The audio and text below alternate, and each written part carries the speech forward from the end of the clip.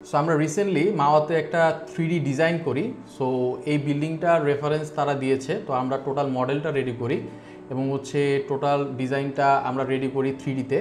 তো আমরা ফিজিক্যালি তাদের প্রজেক্টে গিয়েছিলাম। তো এটা মাওয়া পদ্মার পোল ঘেঁষেই তাদের হোটেল এবং রিসোর্টের এই প্রজেক্টটা হচ্ছে।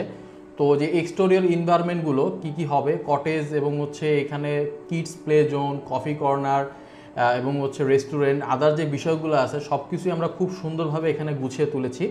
তো 3Dটা দেখলে, ওভারভিউটা দেখলে আপনার কাছেও ভালো লাগবে। সো এটা কেন প্রয়োজন হয়, আপনার ক্লায়েন্ট প্রেজেন্টেশনে অথবা আপনার কাস্টমারকে আরও বেটারভাবে জিনিসটা উপস্থাপনা করার জন্য এই ধরনের 3D কিন্তু অবশ্যই দরকার। এটা কিন্তু একবারে আপনাকে রিয়েল লাইফ একটা ভিউ দিবে যে আপনার প্রজেক্টটা ইন ফিউচার কেমন দেখতে হবে। তো এই ধরনের 3D interior exterior design and animation যাদের প্রয়োজন হবে, আপনাদের যদি প্রয়োজন হয় হোটেল, রিসোর্ট, কটেজ অথবা আপনার রিয়েল এস্টেট প্রজেক্টের জন্য, অবশ্যই কেভিএন প্রোডাকশনের সাথে এখনই যোগাযোগ করুন।